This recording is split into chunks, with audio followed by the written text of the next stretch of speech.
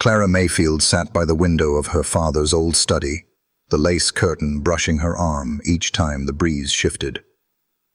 From that spot, she could see most of Main Street, red brick storefronts, the church steeple, and the gravel path that led toward the hills. People passed by like shadows. They never looked up toward the Mayfield house anymore. They used to wave. Now, they just moved a little quicker. "I should go down there," she said aloud, though there was no one in the room. Her voice sounded strange in the quiet, thinner somehow. She folded her hands in her lap, gently resting them on the soft blanket draped over her legs. The wheelchair's frame was silent, its presence so familiar it had become invisible, except to everyone else. Downstairs, her mother moved softly, almost like she was trying not to disturb the past. The faint clink of a teacup being placed on a saucer echoed up the stairs. Clara hadn't left the house in 4 days. Not really. Not since the last committee meeting where her uncle had gently reminded the church elders that a woman, especially an unmarried one, wasn't suited for public leadership. He hadn't said it unkindly. He rarely did. Tobias Mayfield knew how to wrap things in scripture and velvet and make them sound like blessings. But Clara knew the truth. "Your father wouldn't want you carrying burdens like this," he had said, smiling like it hurt him to say so. "You need rest, peace, and maybe companionship." Clara hadn't responded then, just nodded and wheeled herself out of the meeting, her back straight, her face unreadable. Today, the silence in the house was beginning to feel like a second skin, and Clara was tired of wearing it. She rolled back from the window and headed to the hallway. The wheels moved smoothly over the polished oak floors her father used to wax himself every summer. "Mom," she called, pausing at the staircase. "I'm going to the garden." There was a pause downstairs. "All right, darling," her mother answered softly. "Don't stay out too long. The wind's picking up." Clara didn't answer. She navigated her way to the side door, letting herself out into the late afternoon light. The garden, tucked behind a row of lilac bushes, had become her refuge.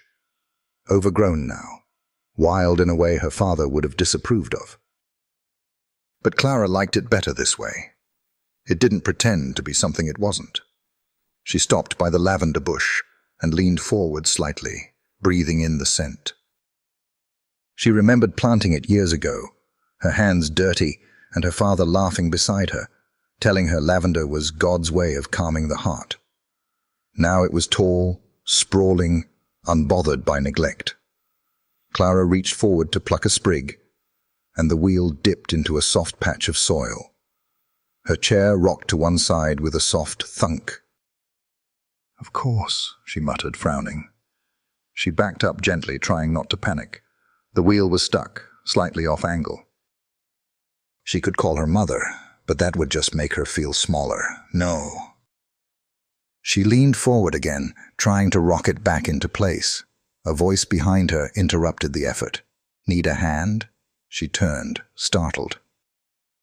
A man stood by the edge of the garden, holding a small wooden toolbox in one hand and a coil of twine in the other. His boots were worn, shirt rolled at the sleeves, and sun-browned skin made him look carved from the earth itself.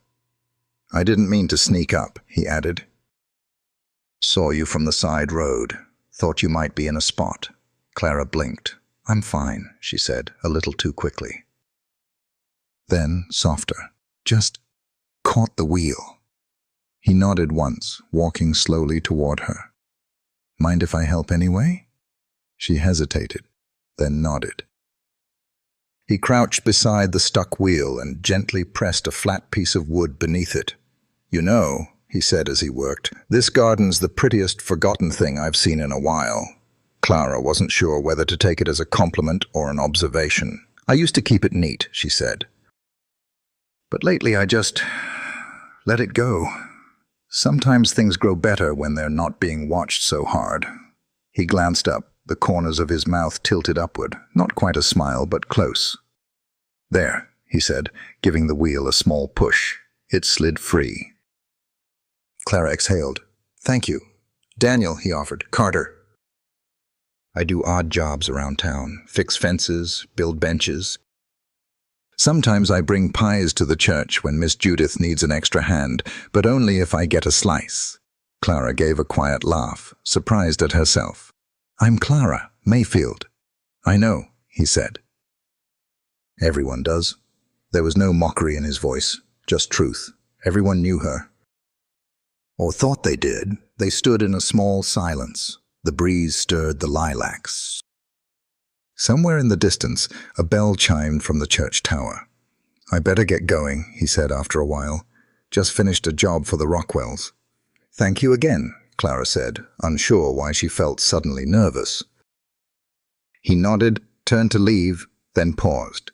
"You know," he said over his shoulder, "the garden's got good bones. If you ever want help getting it back in shape, I'm around." Clara looked down at her lap, then back up at him. "I might take you up on that." He nodded once and walked away, boots crunching softly on the gravel. When he disappeared down the path, Clara looked around the garden, really looked. The wild roses had twisted up the old fence. The mint patch had overrun the stepping stones. It was a mess. But Daniel was right. It had good bones, and maybe, just maybe, so did she. If you enjoyed this video, comment 1 to let me know. If not, comment 2. Your thought mattered to me either way. Sunday mornings in Dove Ridge always started the same way. Church bells ringing through the hills like a call to remember who you were. By 9, the town square would be empty, every porch quiet, and the gravel path up to Dove Ridge Baptist would echo with the soft hush of dress shoes and whispered blessings. Clara sat by the window again, watching them pass. Mothers adjusting little girls' bows, men tugging at stiff collars. Everyone had someone to walk with. She, on the other hand, would arrive alone. "Are you sure you're up for it?" Margaret asked from the hallway, her voice careful, like it always was lately. "You don't have to go if you're tired." "I'm not tired," Clara said. "And I don't want to hide anymore." Her mother hesitated at the doorway, hands clasped in front of her. There were always words sitting on the edge of Margaret's lips that never quite made it out. "I'll warm up the car." Clara nodded, already steering herself out of the room. The church wasn't far, but Clara had stopped rolling herself through town months ago. Not because she couldn't, because she hated the way the air changed when she passed by. The way conversations softened, eyes dropped, and voices took on that hushed, sympathetic tone. She didn't need sympathy. She needed space to be seen as more than a shadow of what she used to be. As they pulled into the gravel lot behind the church, the engine still ticking with heat, Clara caught sight of a familiar figure standing near the back steps. Daniel Carter. He was helping one of the deacons move folding chairs from the shed, his sleeves rolled up, sunlight catching the edge of his jaw. Clara looked away quickly. Her mother noticed. "Who's that?" "No one," Clara said too fast. Margaret arched an eyebrow but said nothing, just helped her daughter down gently, adjusting the shawl around her shoulders. Inside, the sanctuary buzzed with subdued excitement. Pastor Campbell was back from his trip to Nashville, and everyone was eager to hear what the Lord had laid on his heart. Clara didn't much care what he'd brought back. Her mind was stuck in a garden overrun with mint and a smile that still lingered at the edge of her memory. She settled into the pew near the middle, a space the congregation had subtly started calling Clara's Row, not out of honor, out of convenience. The wheelchair made it easier if she sat on the end. Fewer adjustments, less disruption. Judith Greaves slid into the pew ahead of her, turning with a perfectly measured smile. "Well, look who made it out today," she said, lips stretched too thin. "Good morning, Miss Judith," Clara replied, her voice smooth but cool. "I'm sure it's a comfort to your mother to see you back in the Lord's house," Judith added, her voice like syrup hiding something bitter.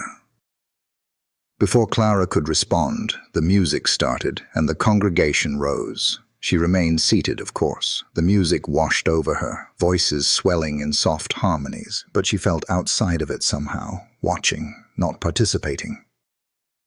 Pastor Campbell's sermon was short, a message about faith through uncertainty, about walking even when the path was unclear. He glanced at Clara once, lingering just a moment too long. After the final amen, people began to filter out, murmuring greetings and post-sermon small talk. Clara started to turn her chair when she heard it again, that low voice. Clara. She looked up. Daniel stood a few feet away, holding a small paper cup of sweet tea from the fellowship table. "I didn't expect to see you here," he said, his tone gentle. "It's Sunday," she replied, trying not to sound defensive. He nodded, taking a slow sip. "Well, I'm glad." Clara glanced toward her mother, who was caught up in conversation with two of the church matrons. Judith stood nearby, eyeing them with casual curiosity, masked as friendliness. "Want to take the long way out?" Daniel asked. "It's quieter around back." Clara hesitated, but something in her chest pulled forward. "Yes." "Please." They walked, or rather walked and rolled, around the side of the church toward the sloping lawn where the playground used to be before it was torn down last spring. The grass was still patchy in places, but the view overlooked the valley just enough to feel open. They stopped near the fence line. Daniel leaned on the post, looking out. "I used to play banjo with your father," he said suddenly, "when I was a teenager. He never liked the way I tuned it, but he let me stay anyway." Clara turned toward him, surprised. "You knew him?" "Not well, but he was kind. Treated everyone like they had something worth hearing." She swallowed hard. "I miss that." "I know." Silence stretched again, this time more comfortable. Then, soft as breath, Daniel said, "People don't know what to say around you, do they?" Clara blinked, caught off guard. "No," she admitted. "They say too much or nothing at all." He nodded slowly. "I figure if I don't know what to say, maybe I should just listen." Her chest tightened, not with hurt, but with something unfamiliar. Something warmer. "You're different," she said, before she could stop herself. Daniel chuckled. "Some say that like it's a warning. I don't." Their eyes met then, and in that shared glance, something unspoken passed between them. Not romance, not yet, but recognition, mutual understanding. She opened her mouth to say something else, but a voice called from the church steps, "Clara? We're ready to go." Her mother. Clara looked back at Daniel. "Thank you," she said, "for listening." "I'll be around," he replied, tipping his head with a soft grin. The garden still got more stories to tell.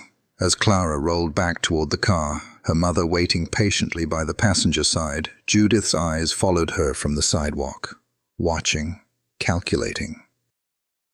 Inside the car, Margaret glanced over as Clara settled in. "Was that Daniel Carter?" "Yes." Margaret said nothing for a moment, then softly, "I remember his father."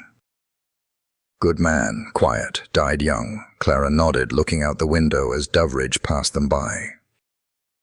"He said the garden has more stories to tell," she murmured. Margaret looked over again, the corner of her mouth lifting just slightly. "Well, maybe it does." Rain had come through Doveridge the night before, leaving the ground soft and the air heavy with the smell of wet earth and pine.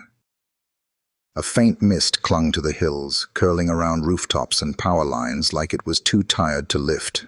Clara sat on the back porch, wrapped in an old quilt her mother had draped over her shoulders before heading to the store. The porch swing creaked in the breeze, though no one sat in it. She looked out over the yard, at the garden beyond the fence, at the patch of land that had once brought her father so much joy. Now it was wild, chaotic, beautiful in a way that didn't ask for approval. She thought about Daniel. About the way he'd looked at her. Not past her, not through her, but directly at her, like she was worth listening to. She touched the edge of the quilt and closed her eyes.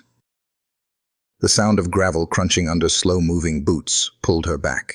She turned in her chair just as Daniel appeared around the side of the house, carrying a wooden crate filled with tools, seed packets, and a thermos balanced on top. "Morning," he said, a little winded.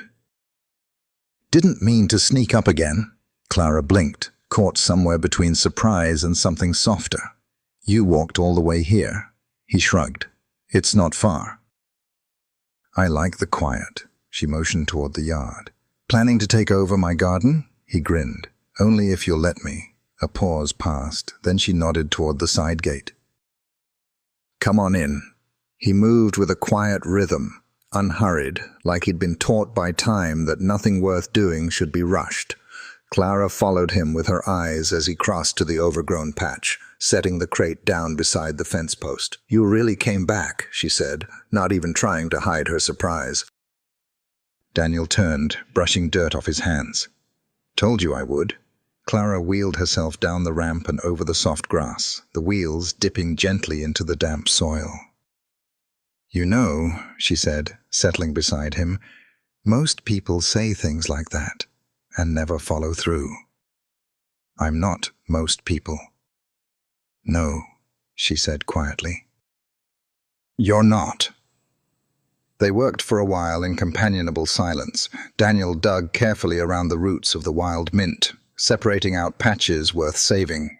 Clara pointed to the rows her father once planted: tomatoes, basil, green beans. "Right here," she said, her voice catching slightly. "He used to plant marigolds. He said they kept the bugs out and made the tomatoes feel like they had company." Daniel looked at her, his eyes steady. "Sounds like he loved more than just plants." Clara nodded. "He did. He loved this town, this land, me." The words came out sharper than she meant. She looked away, embarrassed. But Daniel didn't push. He just reached into the crate and pulled out the thermos. "Coffee?" he asked. She laughed, caught off guard. "It's almost noon." "My kind of people drink it any time of day." He poured some into the lid and handed it to her. She took it, wrapping her hands around the warmth. "I used to come out here with him in the evenings," she said after a moment. "We'd pull weeds, talk about everything. He never made me feel like I had to be anything other than exactly who I was." She looked up. "Then, after the accident, after everything changed, the world got so quiet. Except it wasn't really quiet. It was just filled with all the things people didn't say anymore." Daniel nodded, taking a slow sip from the thermos. "I know that silence." She tilted her head, curious. "You?" He hesitated, then said, "When my dad passed, folks stopped asking how we were. They didn't know what to do with sadness that didn't go away after a month or two. My mom," she smiled less, "worked harder, and I guess I just learned to stay useful." "Keep out of the way." Clara studied him, the coffee forgotten in her hand. "You're not in the way." Their eyes locked, and for a moment the breeze stilled. "I should probably go," he said softly, not moving. "Got fences to check before the rain comes back." She didn't answer right away.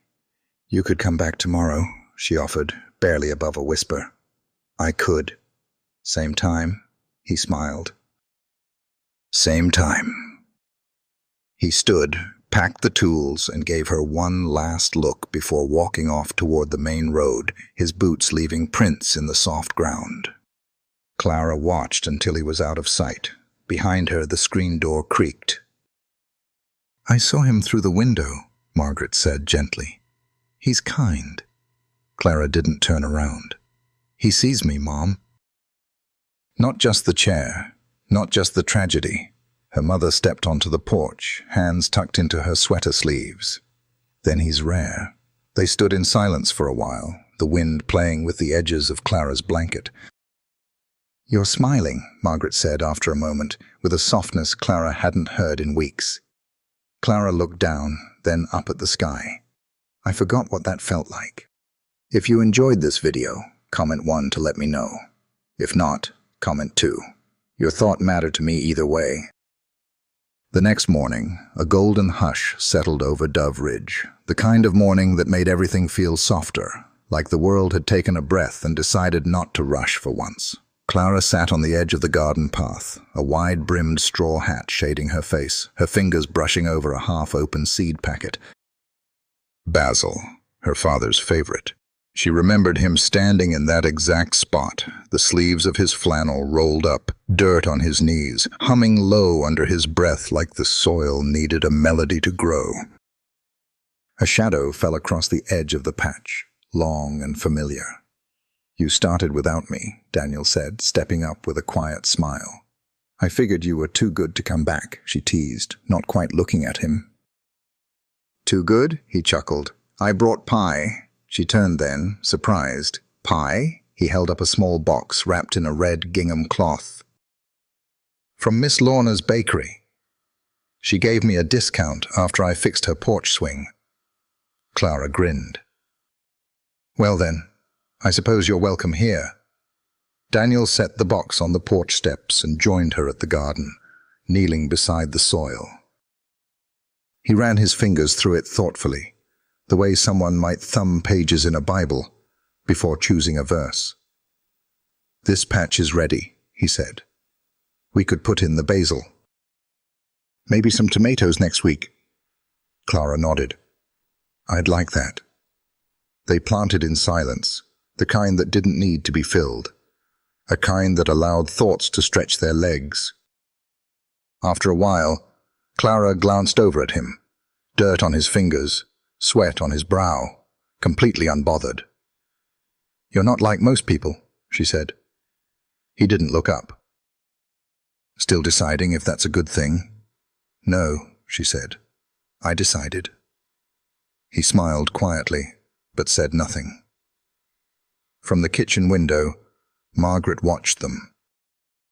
Her tea sat untouched beside her, going cold in its china cup. Something pulled in her chest. Pride, maybe, or fear. It was hard to tell the difference anymore. Later, after the last of the seeds were tucked in, Daniel brushed off his hands and sat back on his heels. "Your father would have been proud," he said, nodding at the fresh rose. Clara's eyes softened. "You say that like you knew him." Daniel reached into his shirt pocket and pulled out a small carved token, walnut wood, worn smooth, shaped like a sunflower. "He gave me this," he said, "when I turned 16, said it was for growing something beautiful, even in hard places. I didn't understand it then." She took the token, turning it over in her hand. "He kept a box of these. Said he'd only give them to people who earned it. I only got one," Daniel said, eyes glinting. "Guess I didn't impress him too often." Clara handed it back, but her fingers lingered just a moment longer than necessary. "You did something right." He tucked the token away. The sound of a car pulling up the drive cut through the moment. Clara turned toward the noise, her expression dimming slightly. Her uncle's voice followed before he came into view. "Well, now this is a surprise." Tobias Mayfield stood at the edge of the porch, crisp as ever, in his tan slacks and sky-blue shirt, a leather-bound planner tucked under his arm like a badge of honor. "Uncle Tobias," Clara said evenly, "I didn't know you were stopping by. I was in the neighborhood. Thought I'd check on my two favorite ladies." His eyes flicked to Daniel, polite but cool. "And you are?" "Daniel Carter," he said, standing. "Just helping with the garden." "Ah," Tobias replied, with a nod that said everything and nothing at all. Margaret stepped out from the house, drying her hands on a dish towel. "Tobias, we weren't expecting company." "Clearly," he said, his tone lined with something Clara couldn't name but had felt too often lately. Daniel offered a small wave. "I'll get going. Let you visit." Clara turned sharply. "You don't have to." "It's all right," he said gently. "I'll stop by tomorrow." She watched him go, her throat tightening, her hands twisting in her lap. Tobias waited until Daniel was out of earshot, before speaking again. I see you've made a friend." Clara didn't look at him. "He's kind, and he's helping." "Helping?" Tobias repeated, his mouth curling slightly. "That's good. You've always had a generous heart." She didn't respond. Not to that tone. He stepped closer, lowering his voice. "I worry, Clara, about the optics, about the pressure you put on yourself to be—" "To be what?" she asked, finally turning toward him. "Useful? Seen? Heard?" His expression tightened, only for a second. "Respected," he said. Clara drew a slow breath. "Then let me earn it." He smiled again, measured, distant. "You're still young. These things take time, and people's memories are short, especially when grief has worn thin." Her heart thudded, a familiar ache in her chest. She wanted to scream or cry or run. But none of those were options, not here, not with him. Instead, she said, "If they've forgotten who I am, then I'll remind them." He studied her for a moment, then nodded once, sharply. "Just be careful, Clara. This town loves its stories. Don't give them one they'll use against you." With that, he turned and headed back to his car, his shoes crunching over gravel, his planner pressed tightly to his side, like it held all the answers. Clara stared at the empty spot he left behind, the breeze lifting the brim of her hat. "Too late," she whispered. They already have. The next morning, Clara found herself awake before the sun had fully stretched over the ridge. The house was still and hushed, wrapped in early light and a comfort she hadn't felt in months. She didn't know exactly what had stirred her. A dream, maybe, or the weight of yesterday's conversation with Tobias, still pressing against her ribs like a stone. The kitchen smelled faintly of lemon soap and her mother's rosewater lotion. Clara brewed a small pot of coffee and wheeled herself to the garden. The air was crisp, still damp from dew, and the soil carried that rich, sweet scent of promise. Daniel hadn't said he'd come this early, but somehow she hoped. By mid-morning, he appeared at the gate, this time carrying a small wooden birdhouse in one hand and a coil of twine in the other.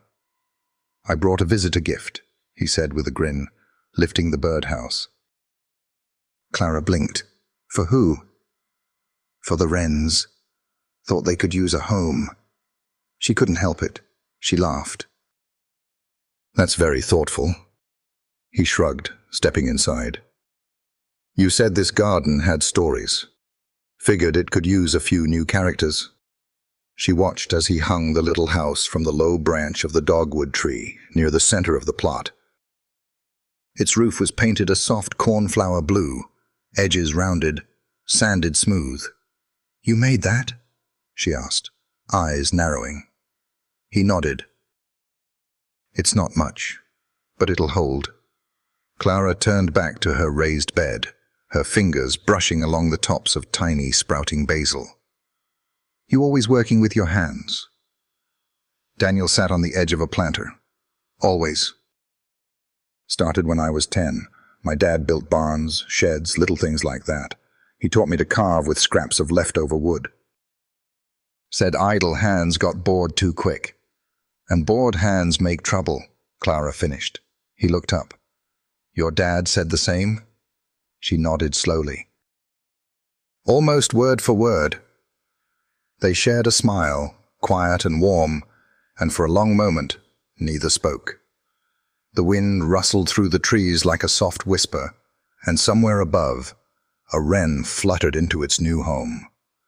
Daniel reached into his jacket pocket and pulled out a folded piece of paper. He handed it to her carefully. "What's this?" Clara asked. "A sketch," he said. "Of what the garden could be, if you want." She unfolded it. Hand-drawn rows of vegetables, flower borders, a bench under the dogwood, even a narrow gravel path to make it easier for her wheels to move across. Clara blinked quickly, trying to swallow the sudden lump in her throat. "You thought of everything." Daniel rubbed the back of his neck. "It's just an idea. You don't have to like it." "I do," she whispered. "I love it." She stared at the sketch, her thumb tracing the soft pencil lines, and then looked up, catching his eyes. They were steady, sure. "I haven't felt this scene in a long time." Daniel didn't flinch. "You should have never felt unseen to begin with." Before she could respond, footsteps crunched on the side path. A familiar voice followed. "There you are. I've been looking all over town." Judith Greaves stood at the fence, her cardigan draped neatly over her shoulders, clutching a woven handbag to her side. Her tone was polite, but there was an edge beneath the surface, as always. Clara straightened slightly. "Good morning, Miss Judith. I came by the house, but your mother said you were out back. I hope I'm not interrupting." She was... Daniel gave a small nod. "I was just finishing up." Judith's eyes flicked to him, then to the birdhouse. "I see the garden is coming back to life." "That's nice." Clara didn't respond. Judith stepped closer. "We missed you at the ladies' circle meeting. We were discussing the spring fundraiser. There's talk of dedicating this year's proceeds to restoring the fellowship hall. Of course, some folks suggested something a bit more visible, like the memorial fountain downtown." Clara folded the sketch and tucked it in her lap. "That's lovely, but I wasn't aware I was still part of the circle." Judith gave a quick smile. "Well, we thought you might enjoy being included again. It's been quite a while since you've joined in."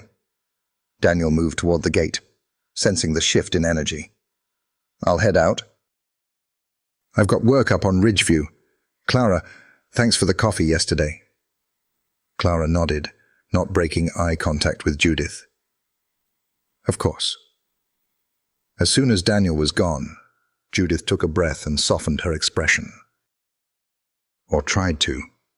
"You know," she said carefully, "you've always been admired, Clara. People don't say it, but they watch. They wonder." Clara's eyes narrowed. "Wonder what?" Judith tilted her head slightly. "Whether this is what your father would have wanted. This quiet life, in the garden, with someone like Mr. Carter." There was no venom in her tone, only that carefully packaged concern Dove Ridge women had perfected over decades. Clara's chest tightened. "Daniel is my friend." "Of course," Judith said, clasping her hands. "And friendship is a blessing, but people talk. This town remembers the Mayfields as a leading family.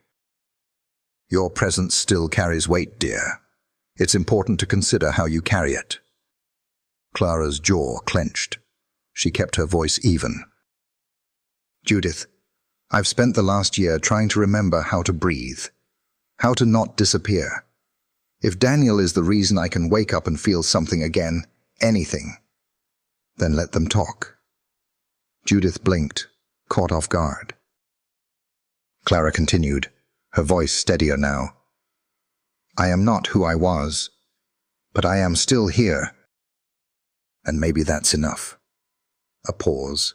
Judith smiled, though it didn't quite reach her eyes. "Well, I'll be sure to include you in the meeting notes. Just in case." She turned and walked off, heels tapping lightly against the stones. Clara sat in the silence that followed, heart pounding. For once, she hadn't shrunk back. She hadn't smiled to make things easier. She looked toward the garden, the birdhouse gently swaying in the breeze. It was just a small stand of wood. But it stood tall, so would she. Rain began falling in soft whispers just after noon, soaking the fields and washing the dust off Dove Ridge's weathered porches. Clara watched from the front window, The garden blurred behind silver streaks. The basil would love this, she thought. Her father used to call it God's drink for tired plants. Margaret crossed behind her, a basket of folded linens in her arms. "Looks like it's going to be a slow one today." Clara didn't answer. Her fingers toyed with the edge of the sketch Daniel had given her, still folded neatly on her lap like something sacred. "You've been quiet," her mother said, pausing in the doorway. Clara looked up. "Judith stopped by yesterday." Margaret's face tightened, just a flicker. "What did she want?" "To remind me that people are watching," Clara said. "And that the Mayfield name still means something." Margaret set the basket down, pressing her hands to the back of a dining chair. "Well, she's not wrong. This town holds on to names like they hold on to hymns. Familiar, safe, easy to hum when you don't want to think too hard." Clara turned fully now. "Do you think I'm disappointing him, Dad?" Margaret walked over and knelt beside her daughter's chair. Her voice softened. "Your father loved you, not because of what you did for this town, not because of your place in the council or your last name.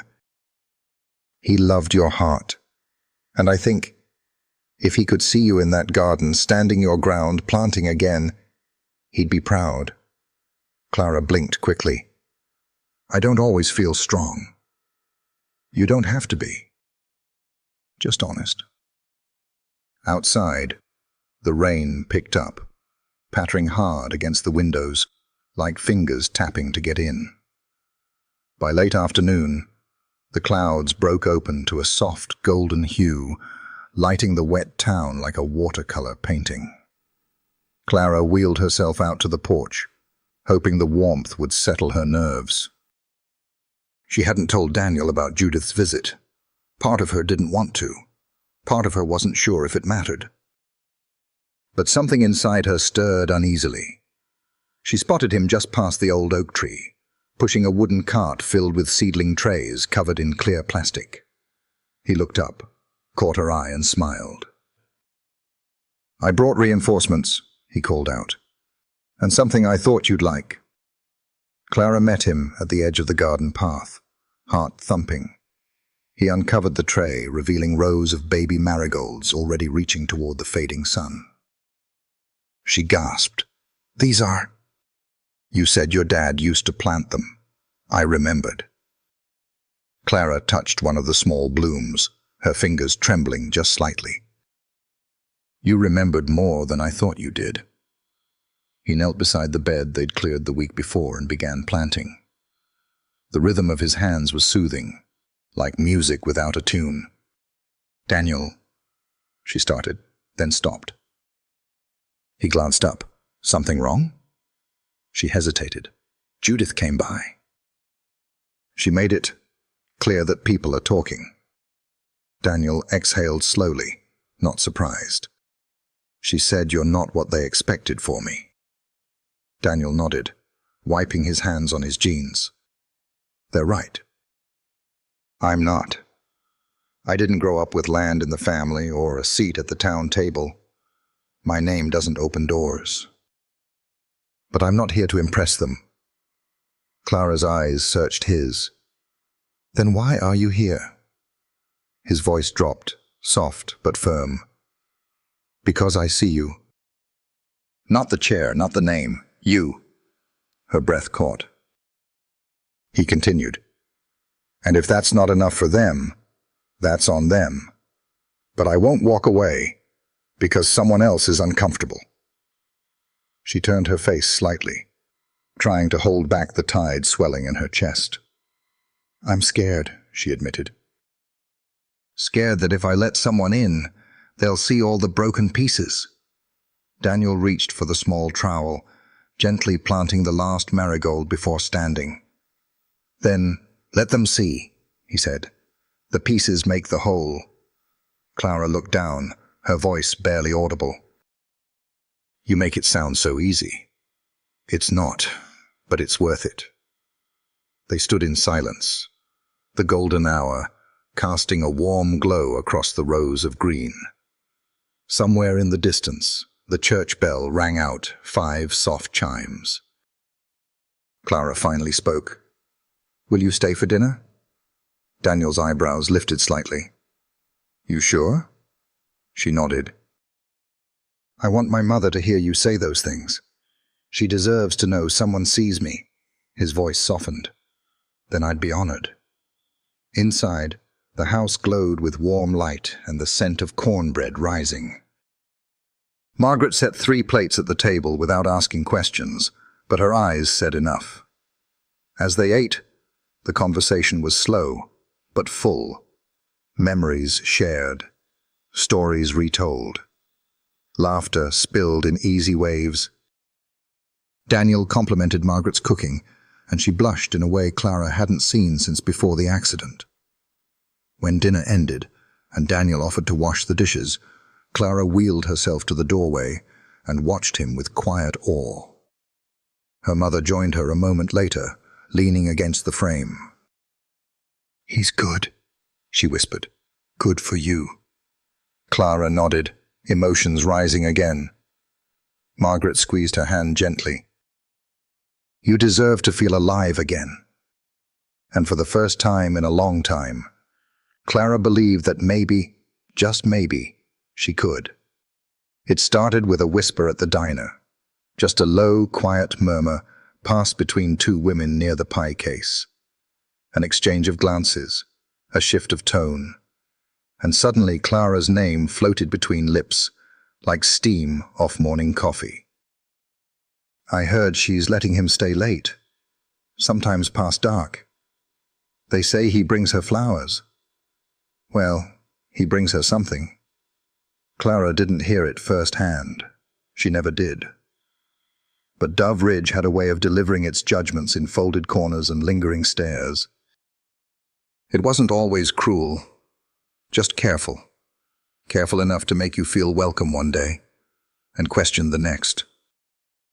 By the time the gossip reached Margaret, it had grown vines, wrapping itself around old stories, resurfacing names, pairing Clara's growing garden with things like attachment, impressionable, and too soon. Margaret said nothing the first day, but on the second, as Clara arranged fresh marigolds in the kitchen window, she finally spoke. "People are starting to talk." Clara didn't turn. "They always are." "This is different," Margaret said, drying her hands on a dish towel. "They're talking about you and Daniel." Clara kept arranging, her voice quiet. "What are they saying?" Margaret hesitated. "That he's filling space too easily, that you've moved on too fast, that maybe you're making choices without thinking them through." Clara turned then, her eyes steady. "Do you believe them?" Margaret exhaled, her shoulders tight with something unspoken. "I believe you're trying to find light again. I just want to make sure it's not a reflection." A silence settled in the room, thick and humming. Clara looked down at the vase. "He's the first person who hasn't asked me to be who I was before, or to fix what can't be fixed." Margaret walked to the table and sat. "Do you love him?" The question was a drop in still water. Clara blinked. "I don't know yet. But when he's near, I breathe easier." That night, the rain came again, softer this time, like a lullaby. Clara sat by the front window, watching drops slide down the pane, her reflection fractured in ripples of glass and shadow. She didn't hear the knock at first. It was gentle, hesitant. When it came again, she turned toward the door, her heart catching. Daniel stood on the porch, hat in hand, shirt damp from the walk. "Sorry to come by unannounced," he said. "I didn't want to call." Clara wheeled herself forward, opening the door wide. "Is everything all right?" He nodded. "I just heard things around town." She swallowed. "So did I." Daniel stepped inside, brushing water from his sleeves. I wanted to hear it from you. If I've made this harder for you, if I've pushed too far, just say so. Clara closed the door gently. You haven't pushed anything.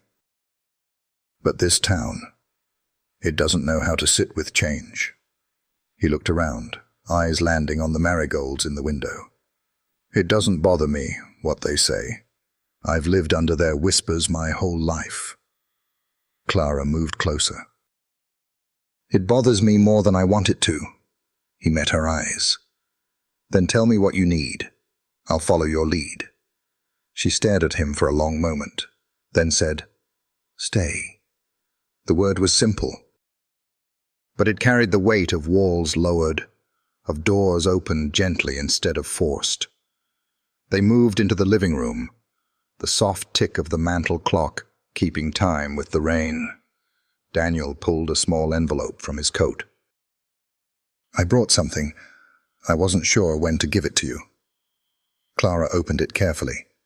Inside was a single photograph, black and white, edges worn.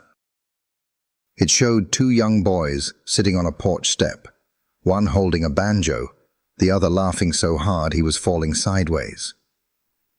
That's me and your dad, Daniel said quietly. He kept it in his shop.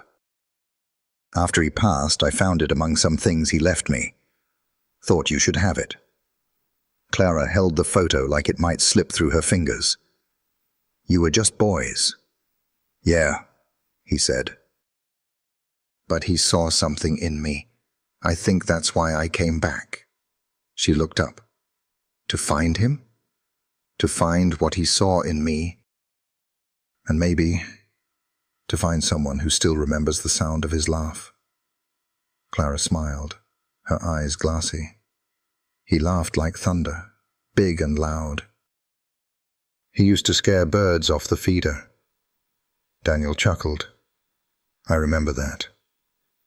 They sat in silence for a moment, and then Clara spoke, her voice slow and searching. Do you ever wonder what comes next? Daniel turned to her. Every day. I used to think my story ended when the chair came, when the town stopped looking me in the eye. But now I wonder if it was just the middle. He reached out, not with expectation, but with the quiet offering of presence. His hand rested gently over hers, warm and solid. Maybe it's just the beginning, he said. The clock struck 7, the chime soft and deep. Rain tapped gently at the windows, steady and sure.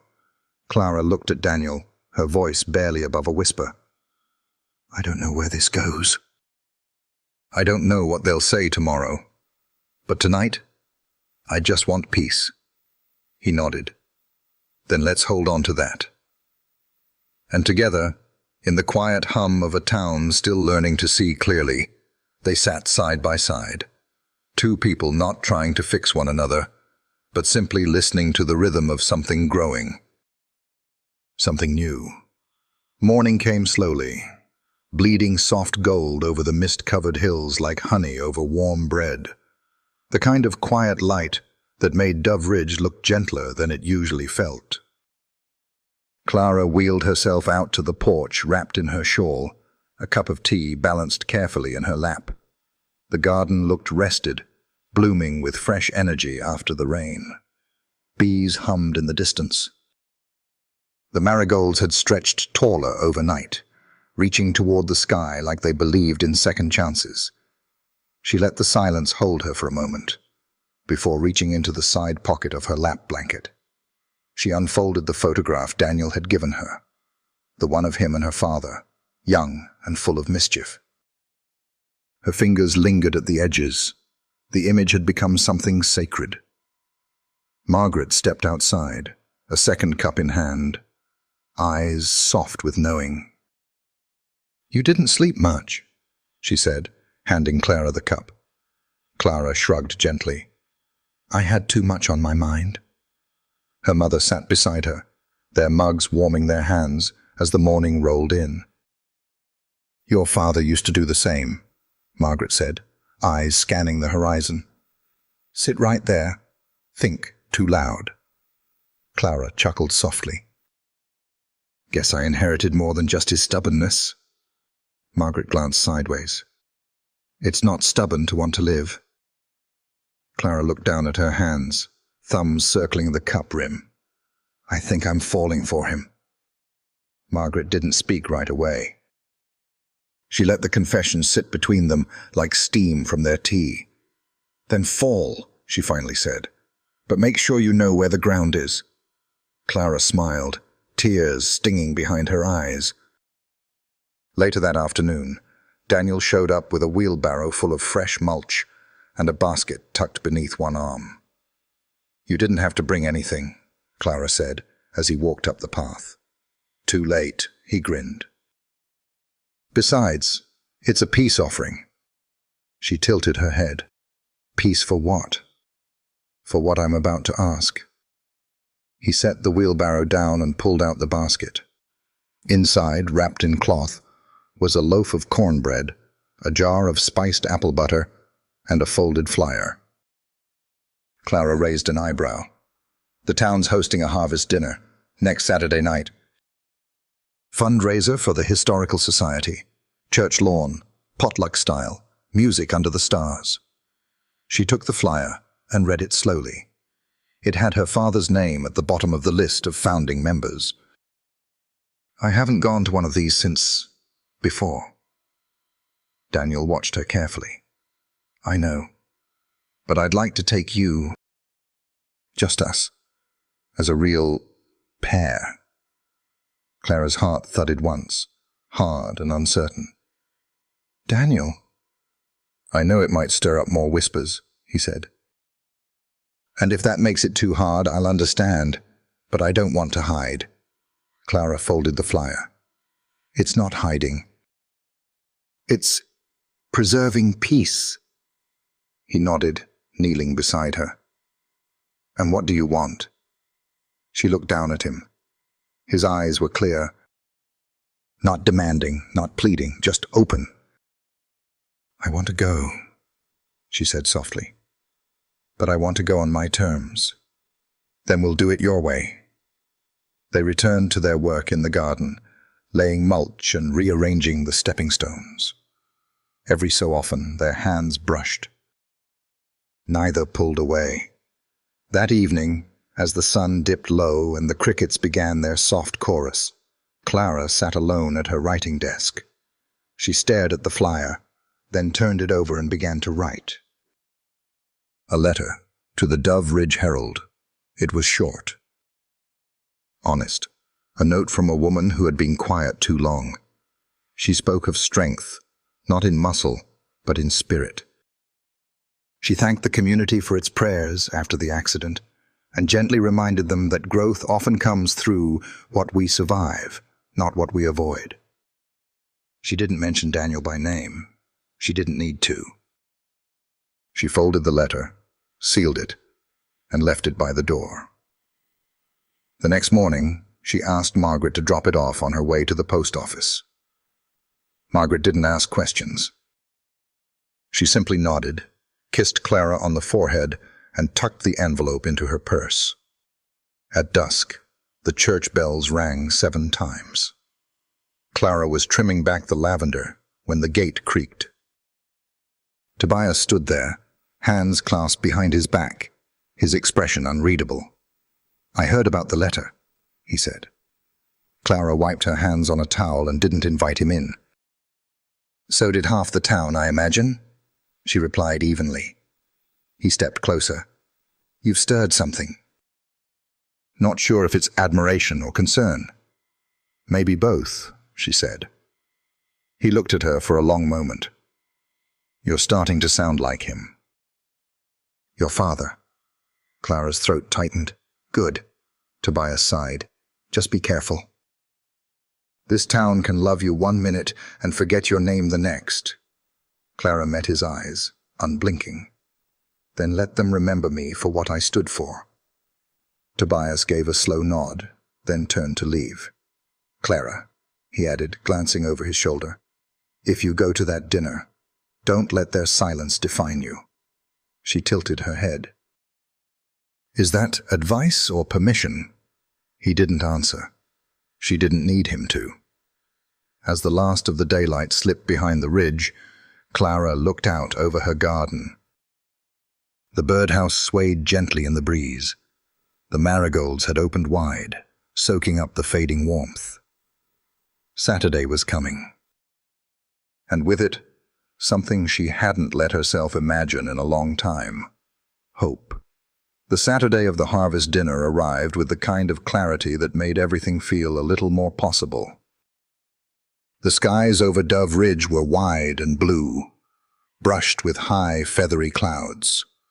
The smell of baked apples, fried chicken, and wood smoke drifted across the town like a shared memory. Clara sat at her mirror, hands folded in her lap, watching her mother gently brush her hair. It had been years since they'd done this, since a simple act like brushing out tangles had felt so tender, so quiet. Margaret moved slowly, her expression focused but warm. "You don't need the curls," she said softly, "but you always liked them." Clara smiled at her reflection. "I like feeling like I chose today, like this is mine." Margaret set the brush down and placed her hands gently on Clara's shoulders. "You did choose it." "No one gets to take that from you." A soft knock sounded at the door. Clara turned toward the window and saw Daniel standing on the porch in a freshly pressed shirt and dark jeans, holding a small bouquet of sunflowers and lavender. He shifted nervously, adjusting the collar of his shirt. "I think that's your date," Margaret said with a knowing smile. Clara laughed under her breath. "He looks like he's trying too hard." Margaret squeezed her hand. "He looks like he wants to get it right." When she wheeled onto the porch, Daniel turned and froze for a second, caught somewhere between a smile and disbelief.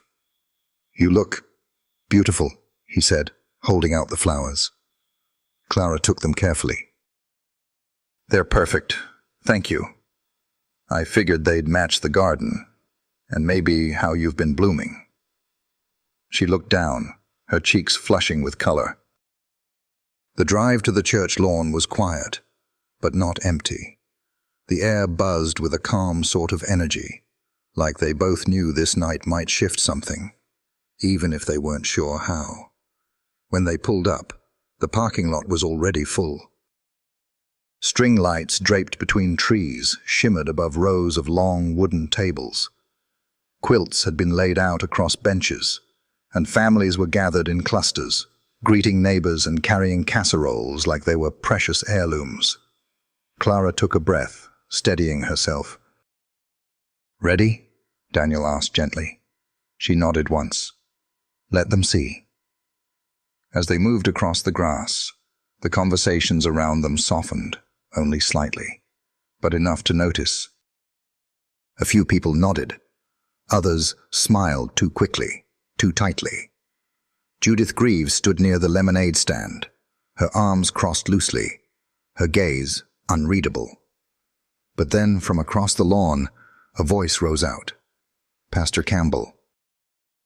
"Well now, look who's gracing us with royalty," he called, his smile wide and genuine.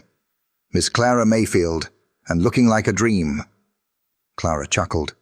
"Good evening, Pastor."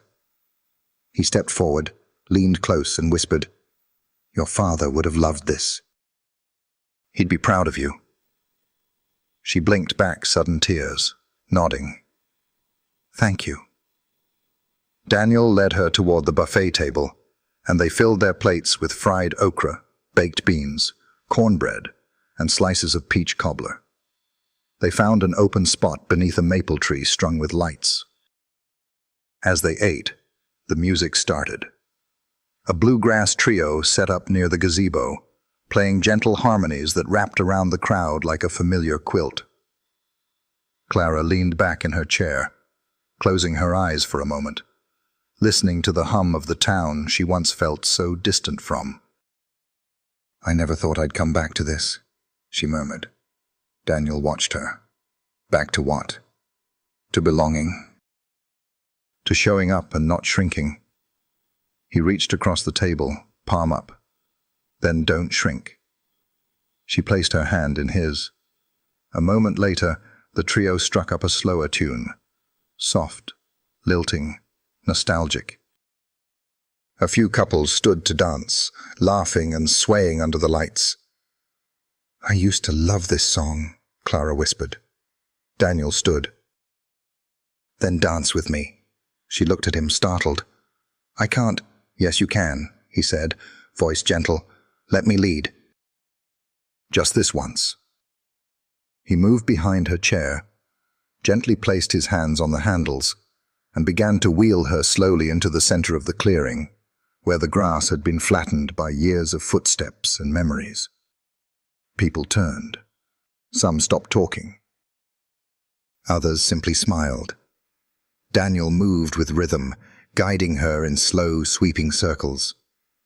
Clara laughed, a quiet, stunned kind of laugh, as the breeze caught the hem of her shawl and the lights blinked like stars overhead. She wasn't dancing like she used to. She was dancing like she'd never thought she could again. And it was more than enough. When the music faded, a soft applause rose from the crowd. Not loud, not performative. Just a warm acknowledgement. Like the town had taken one collective breath and exhaled something old, something heavy. Daniel leaned down beside her. "Told you." Clara looked around, eyes wide, heart thudding. "They saw me." "They always did," he said. "They just didn't know how." Back at the table, Margaret dabbed at her eyes with a handkerchief. Pastor Campbell stood beside her, nodding softly. "She's leading them," he said.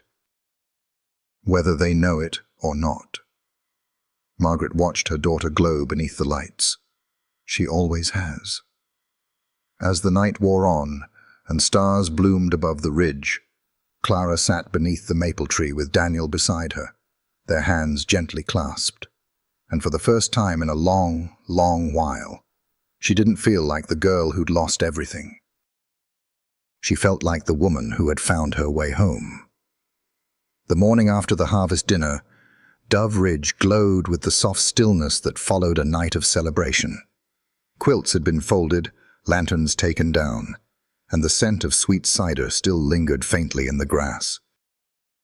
But inside Clara's chest, something hadn't settled. Not entirely. She sat in the garden beside a blooming stretch of lavender, Daniel's sketch still tucked into the armrest pocket of her chair. Her fingertips ran over the soft paper, worn now from days of handling, like a keepsake folded over 1,000 times.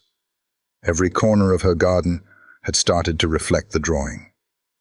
The path, the birdhouse, the herbs. It was becoming more than a place. It was becoming a vision. A second chance, stitched together slowly. Footsteps crunched along the walkway. "You're up early," Daniel said, stepping into view, holding a brown paper bag. "So are you," she said, eyeing the bag. "Bribery?" "Always," he grinned, handing her the still warm bag. "Apple fritters?" "I got the last 2. Clara unwrapped one and took a small bite.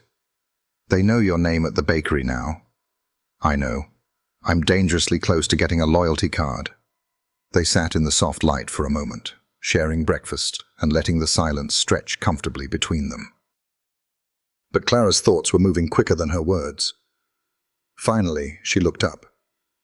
"Do you ever feel like something's coming?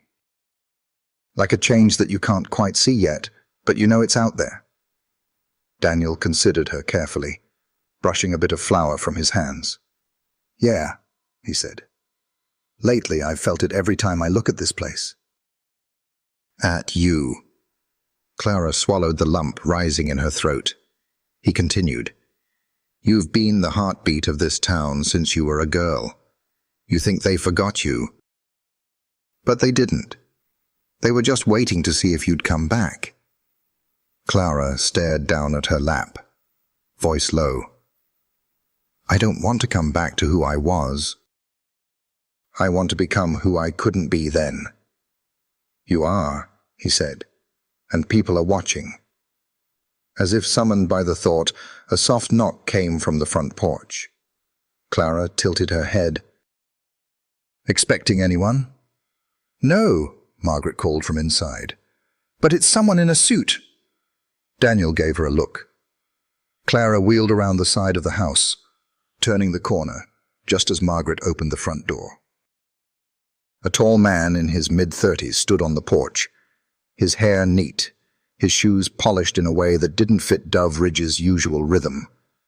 He held a leather briefcase and wore a crisp blazer despite the growing heat. "Clara Mayfield?" he asked, offering a measured smile.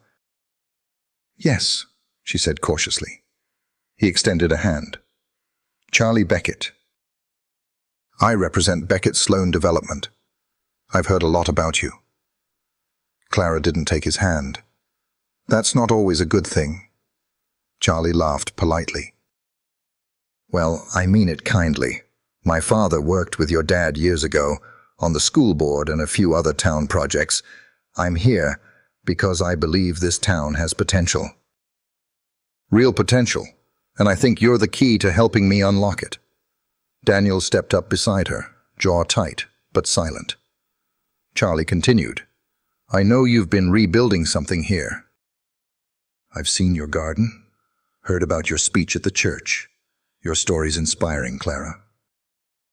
And I think it could be part of something bigger." Clara narrowed her eyes slightly.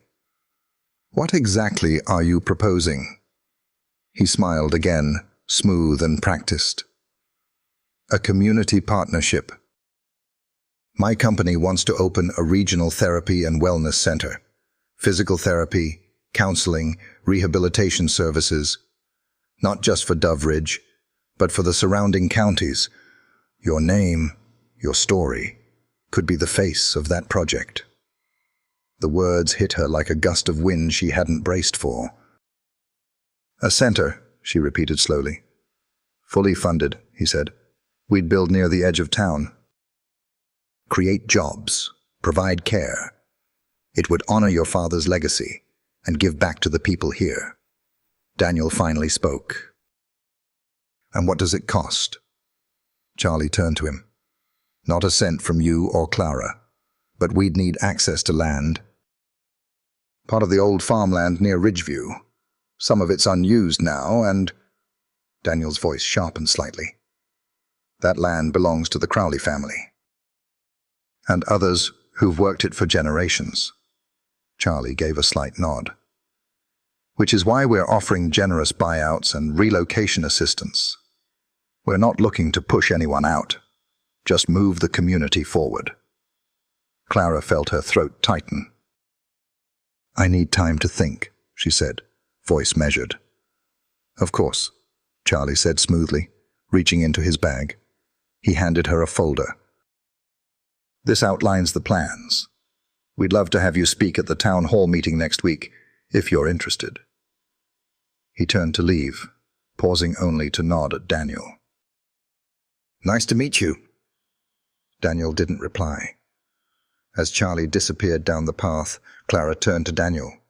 "What was that?" she asked. Daniel ran a hand through his hair. "That was a man with a plan he didn't invent for your benefit." She glanced down at the folder in her lap. The cover showed a sleek rendering of a glass-walled center nestled between hills and trees, with her name in bold at the top. The Mayfield Wellness Project.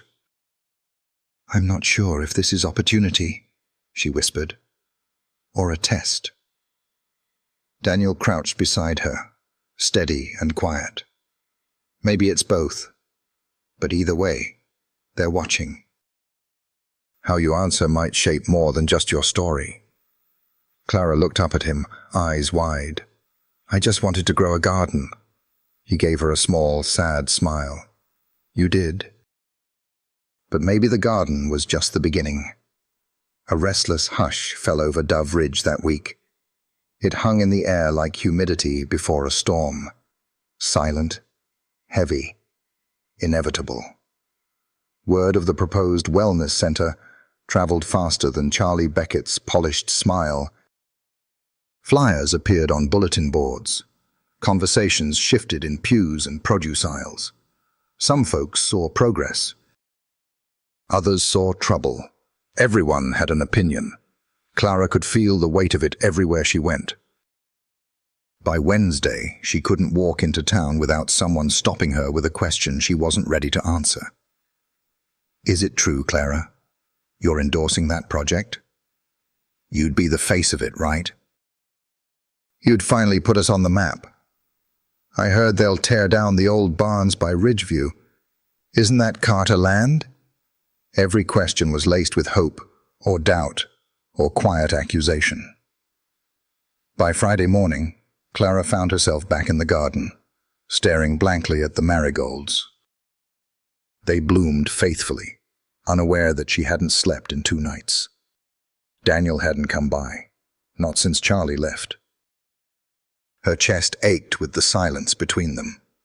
The flyer announcing the town hall fluttered slightly on the table beside her. Her name was printed in bold beneath the words, Community Vision Forum, hosted by Charlie Beckett. Her fingers curled around the edge of the page. Margaret appeared at the doorway, holding a mason jar filled with sweet tea. He's not the enemy, she said quietly. Clara turned. Charlie? Margaret stepped out onto the porch. No, Daniel. I've seen that look on your face before. You're afraid he's pulled away.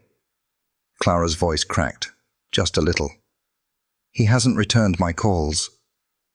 Margaret handed her the tea, sat beside her, and waited before speaking. Men like your father, and Daniel, they don't run when it matters, but they do get quiet when their roots are threatened.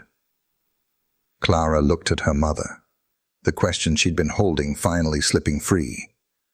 What if this center could really help people, Mom? What if I say no, and it never comes back again? Margaret studied her for a long moment. And what if you say yes, and lose something deeper? The words settled into Clara's heart, like stones. Later that evening, she rolled down the gravel path toward the old shed behind the church, the one Pastor Eli had once used for storing tools and Sunday decorations. Now, it was Daniel's workshop. She paused at the door, took a breath, and knocked gently. He didn't answer right away. When he finally opened it, his face was calm but guarded. His hands were dusty, his shirt rolled at the sleeves. Clara looked at him, and suddenly, she didn't want to give a speech. She didn't want to face the crowd or the investors or the future. She just wanted him to see her again, not as the town's hope or a symbol of progress, but as the girl who felt safe in his gaze. I should have come sooner, she said. Daniel stepped aside and let her in. The room smelled like cedar and varnish, and the late sunlight filtered through the slats in golden streaks. I didn't want to be the one to make this harder for you, he said softly. She turned her chair to face him fully. You're not making anything harder. She paused. I need to know where you stand. Daniel leaned against the workbench, arms crossed. I think the center could help people, but I also think the cost is more than they're admitting. The land? She asked. And the people on it, he said. The Crowleys, the Leons. My mother's cousin still lives on that ridge. They'll be bought out, moved out, and told it was for the greater good. That's not a partnership. That's quiet erasure. Clara's throat tightened. Charlie says I can shape how it happens. Daniel nodded slowly. Maybe you can. But that means choosing what part of yourself you're willing to offer. Not for your garden. Not for your father's memory. For their machine. He walked over and picked up a piece of wood, smoothing it with his thumb. You once told me the world stopped talking after the accident, that all you could hear was silence. I think you found your voice again in this place, in growing things with your own hands. She swallowed hard. And now that I've found it, what am I supposed to say? Daniel looked at her then. Really looked at her. Say the thing that's hardest. Say what's true. Saturday arrived with cloudless skies and a buzz that rolled through the town like anticipation before a parade. The town hall filled quickly. Folding chairs creaked beneath neighbors who hadn't spoken in years. Charlie Beckett stood at the front with his signature smile, nodding politely as he passed out handouts. Clara wheeled through the side door, wearing a soft blue dress and a quiet steadiness that surprised even her. She looked for Daniel. He wasn't there. Her chest sank, but only for a moment. When Charlie stepped forward and gestured for her to speak, the room quieted. Clara moved to the front, the hum of whispers fading. She set her notes down but didn't read from them. I was asked to be the face of a project that promises hope, she began, her voice clear. And I believe in hope. I live in a body that had to find it day after day when it wasn't handed to me. Murmurs stirred. But I've learned that hope can't come at the cost of belonging. It can't ask us to give up our roots in exchange for something shinier. She paused, breathing deeply. I want a future for Dove Ridge that includes all of us, not just the ones who fit into glossy brochures, the ones whose names were written into this land long before anyone promised to pave it. Silence filled the room. The kind that didn't demand applause, just respect. She stepped back. Charlie looked startled, but composed. So, is that a no? Clara met his eyes. It's a maybe. If it starts with the people, not above them. As she turned to leave, the crowd parted slowly, and standing near the back wall, arms crossed and eyes full, was Daniel. He hadn't left. He'd just let her rise on her own. And this time the whole town saw it happen. The morning after the town hall felt different. Not louder, not even busier, just clearer. Clara sat on the porch wrapped in her shawl, a fresh notebook resting on her lap. The sky above Dove Ridge stretched wide and blue, and the garden shimmered in the early light. Bees hovered lazily over the marigolds. The air smelled like renewal, like something had shifted, quietly, but permanently. Margaret stepped outside, carrying 2 cups of coffee. She handed one to Clara and sat beside her with a long exhale. Well, she said, sipping, you certainly rattled the hornet's nest. Clara gave a soft smile. That bad? No, Margaret said, eyes on the trees. It was necessary. Clara ran her fingers across the edge of her notebook. I thought I'd be more afraid after, but I'm not. You shouldn't be. I think I found my footing last night, Clara said softly. Not in who I was, but who I'm finally becoming. They sat in comfortable silence until footsteps sounded along the gravel drive. Clara didn't need to turn. She knew the rhythm. Daniel walked into view, holding a bundle of wood tied with twine and a small paper bag tucked beneath one arm. I brought kindling, he said, grinning, and muffins. Clara arched an eyebrow. That's a strong combination. I figured fire and comfort food covered most life events. He leaned down and kissed her cheek before settling onto the porch steps. Margaret stood, brushing crumbs from her lap. I'll leave you two, she said. I've got phone calls to ignore. Daniel chuckled as Margaret disappeared inside. Clara looked down at the muffins. Do I want to ask where these are from? Miss Lorna's? She gave them for free, said she saw your speech and cried into the green beans. Clara laughed. That sounds about right. Daniel leaned back on his hands, watching the clouds drift. "They're talking about you," he said after a beat. "But it's changed." "How so?" "It's not pity or curiosity anymore. It's pride." Admiration. Clara looked away, the compliment too heavy to meet head-on. "I didn't do it for that." "I know," Daniel said. "That's why it matters." A breeze stirred the trees. Somewhere down the road, a wind chime sang out a slow, wistful tune. "I've been thinking," Clara said, voice quiet, "about a different kind of center." Daniel turned to her. "Not Charlie's version. Not glossy and corporate. Something rooted here. Something community-owned, with gardens, accessible therapy spaces, grief counseling, even art rooms. We could use your workshop skills." Daniel's expression didn't change, but his eyes softened deeply. "You want to build it here?" "Yes, and not just for show. For the people who've been overlooked for too long." He exhaled slowly, a long breath held and finally released. "That's big." "It is," Clara said. "But maybe we stop waiting for someone else to bring us solutions. Maybe we plant it ourselves." Daniel gave a small, reverent smile. "Like your father would have done." Clara nodded. "Exactly like him." Later that afternoon, they drove to the edge of Ridgeview, where the land stretched wide and open. Golden light poured over the fields, and Clara rolled quietly across the gravel, stopping near an old cedar tree. She looked out over the untouched slope and imagined rows of greenhouses, a white building with wide porches, kids running barefoot in the grass, her hands in the soil. Daniel joined her, standing close but not pushing. "I want to talk to the Crowleys," she said, "and the Leons, see what they need.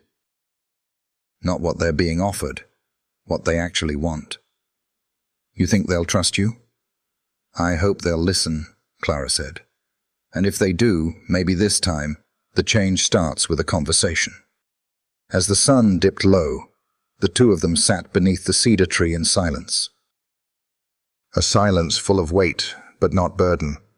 Full of decisions still to be made, but no longer alone. Daniel reached into his pocket and pulled out a small, folded paper. "What's that?" Clara asked. He handed it to her. It was another sketch. A bigger garden, a long building shaped like a horseshoe, raised beds, ramps, benches. A center that looked less like a clinic and more like a home. "I drew it last night," he said. "Didn't know if it was dreaming too big." Clara traced the pencil lines with her thumb, heart swelling. "It's exactly right," she whispered. She looked up, eyes shining. "Let's build it." The hum of late summer settled over Dove Ridge like a warm sigh. It was the kind of day where everything moved slower. The air, the clouds, even the conversations. But inside Clara's chest, everything beat faster. The sketch Daniel had given her lay unfolded across her desk, weighted down by an old coffee mug and a smooth river stone she kept near the window. She stared at it again for the 10th time that morning, each pencil line like a thread pulling her forward. A greenhouse, raised beds, a therapy porch, a workshop space shaded by oaks, real. Possible. She exhaled slowly and wheeled herself toward the front door. Margaret was already waiting in the foyer, car keys in hand, her lips pressed in that familiar line she wore when she had something to say, but hadn't quite decided how. "Are you sure you want to do this today?" she asked. "I need to," Clara said, steady. "If we're going to do this right, it starts with the Crowleys." Margaret hesitated. "They've lived on that ridge for 3 generations. That land is their history. And that's exactly why I'm going up there, not to take it from them, to ask if they'll be part of something bigger." Outside, the air was thick with heat, the kind that wrapped around you like a second skin.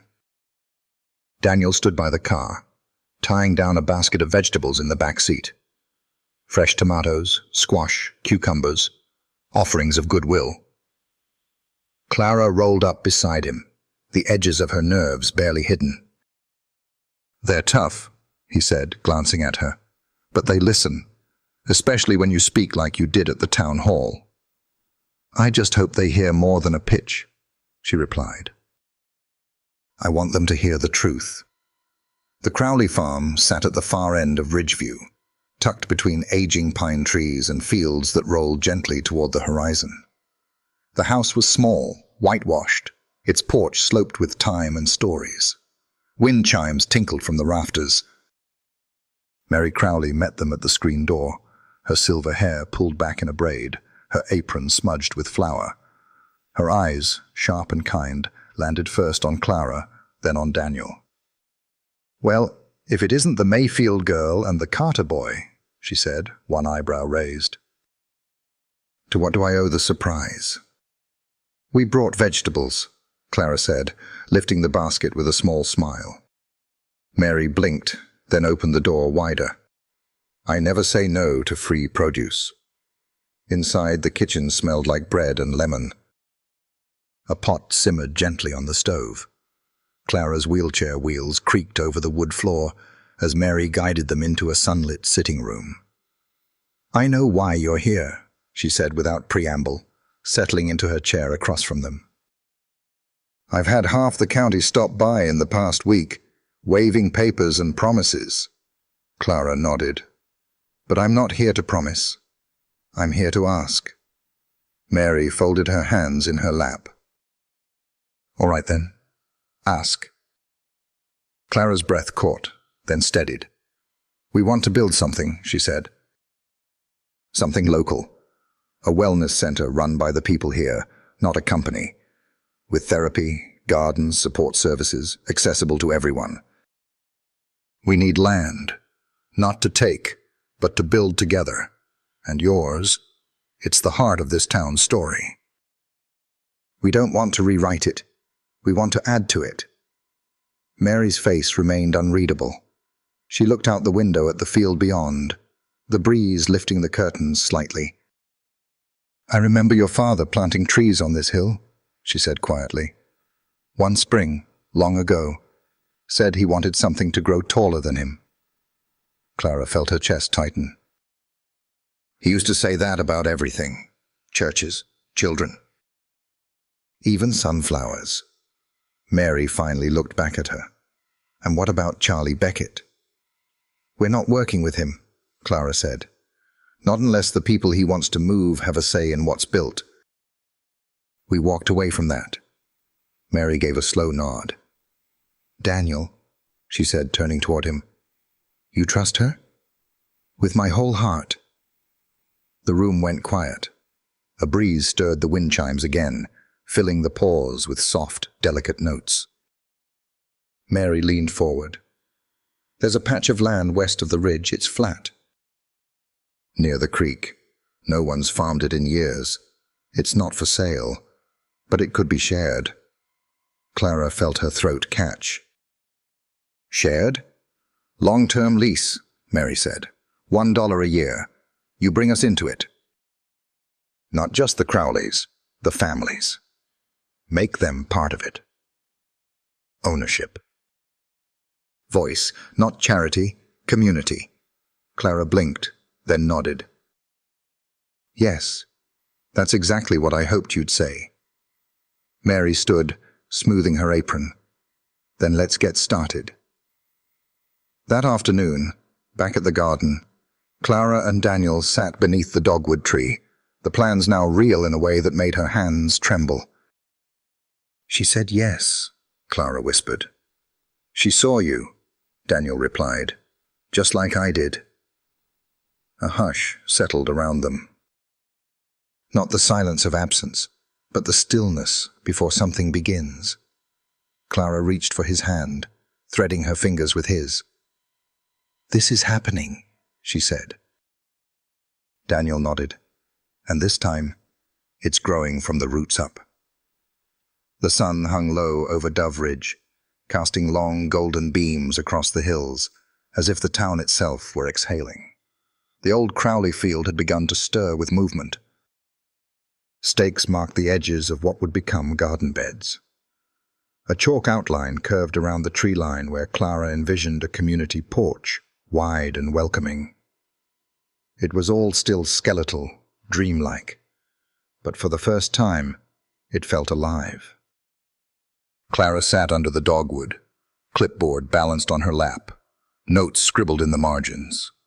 Sweat beaded at her brow, though the breeze tugging at her shawl kept the heat from becoming oppressive. Around her, volunteers from every corner of town came and went, hauling planks, unloading tools, checking soil. It was more than she'd imagined, and less polished, which made it feel real. Daniel crouched beside a plot, planting the first line of wildflowers. They'd chosen them together.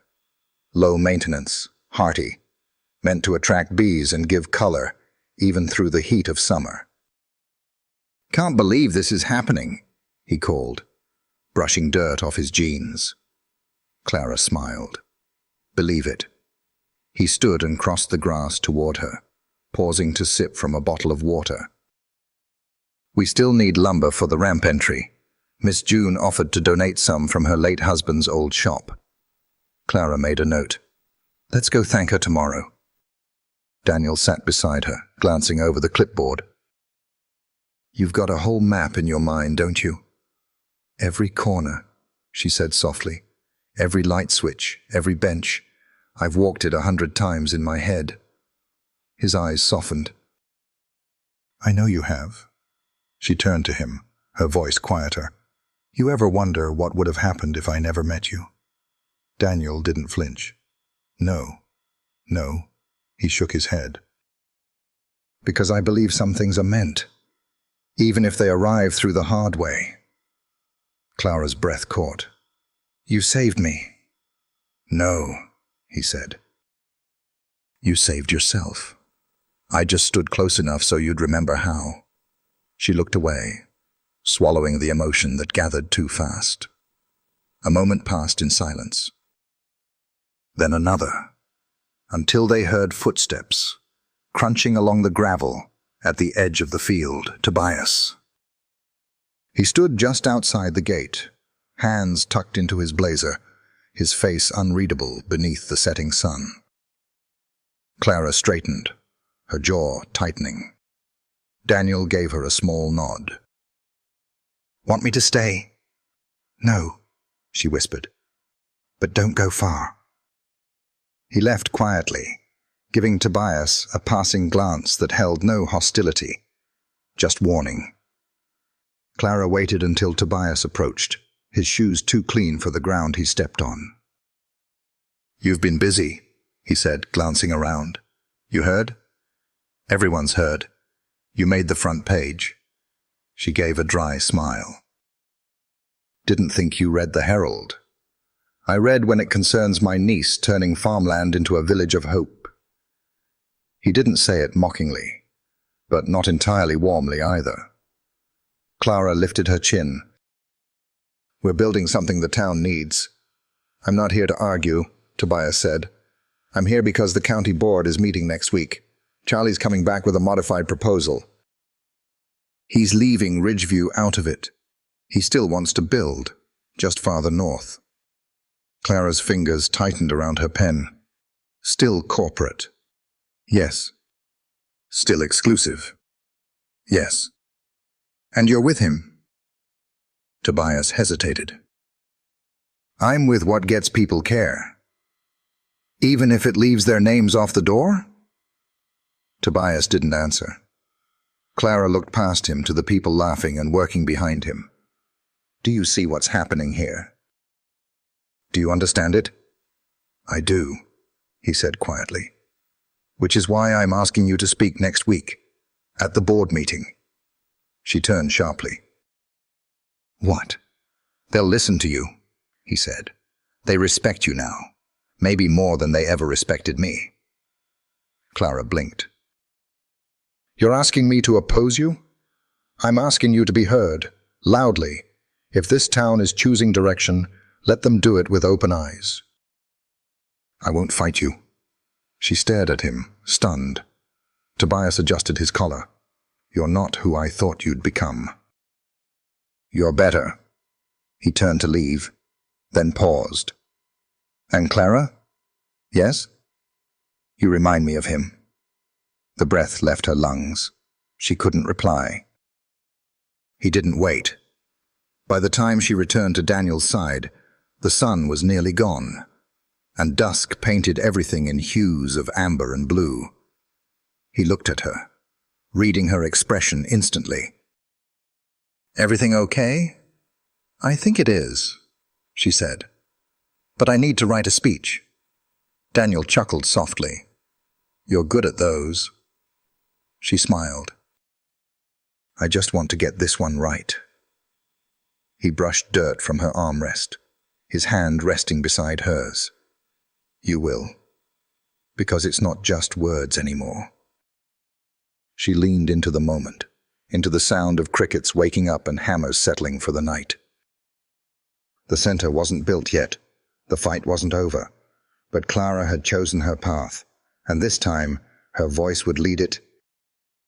The county board meeting took place inside the community center gymnasium, where the floor still held faded lines from decades of church league basketball. Folding chairs filled the space, rows of familiar faces packed together beneath fluorescent lights that buzzed overhead like nervous anticipation. Clara sat near the front, hands folded in her lap, her notes untouched. She wasn't reading tonight. Charlie Beckett stood near the podium, his navy suit crisp, his smile fixed like it had been carved hours ago and left to set. His presentation had gone smoothly. Slides with economic growth projections, mock-ups of modern glass buildings, testimonials from doctors and city planners. When he finished, the room clapped politely. Safe. Controlled. Then Pastor Campbell stood and cleared his throat. We've heard about the future from the outside. Now, let's hear it from someone who stayed. He turned toward Clara. Miss Mayfield, would you please come forward? Clara wheeled herself down the center aisle slowly. With every turn of the wheels, she could feel eyes on her, some hopeful, some hesitant, some wondering what a girl in a chair could offer a room full of decision-makers. She stopped at the front, looked up at the crowd, then backed down for just a second, before setting her notes aside.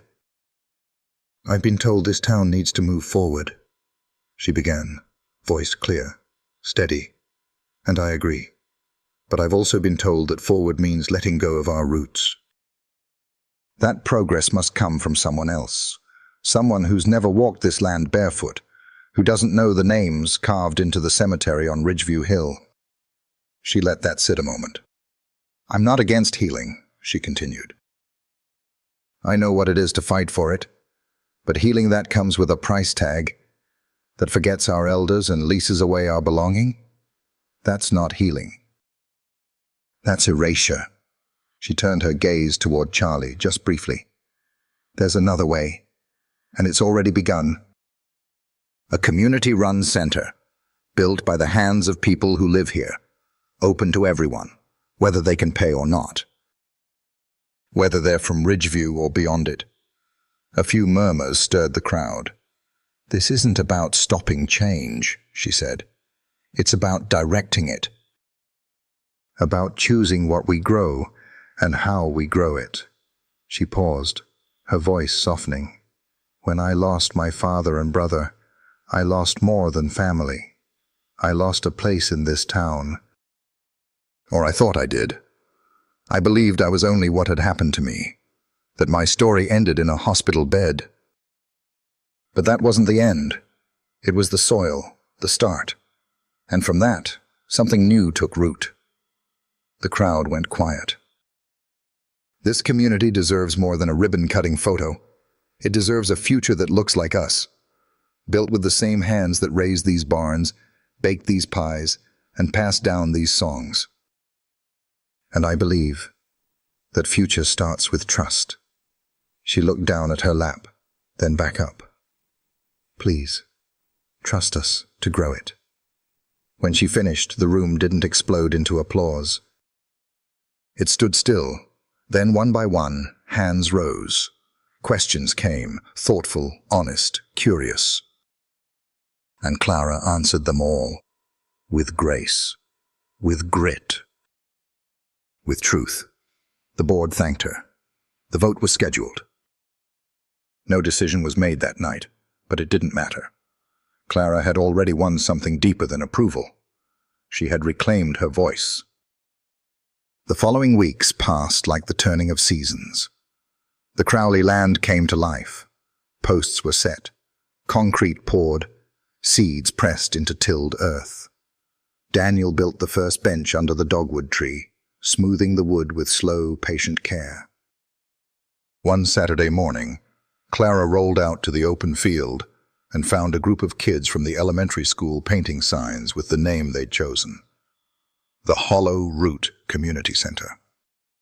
"It's not broken," one little girl explained to her, pointing at the name. "It just means something strong is under there." "Even if we don't see it?" Clara laughed softly. "That's beautiful." As summer faded into early fall, the grand opening was set. A modest ribbon stretched across the main walkway. Pastor Campbell said a few words. So did Margaret, her voice proud, her eyes wet. But when Clara rolled forward to speak, she didn't bring a speech. She brought a seed, a single sunflower seed. She held it up and smiled. "My father once said, if you want something to grow taller than you, you have to start low, in the dirt. You have to get your hands messy. You have to let it take time." She knelt beside the earth, pressed the seed gently into a corner bed, and looked up at the gathered crowd. "We planted this together." And with that, the doors opened. Inside, laughter rang out. Bread was broken. Music spilled into the garden, and Clara, seated beside Daniel near the window, watched it all with a fullness she hadn't known her heart could hold. He reached over, brushing a piece of hair from her face. "You did it," he said. She shook her head. "We did." He leaned close, his voice soft. "So, what comes next?" She turned to him, her smile slow, certain.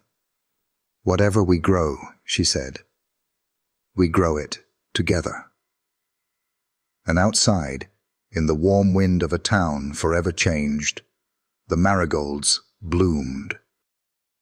If you enjoyed this video, comment 1 to let me know. If not, comment 2. Your thought matter to me either way.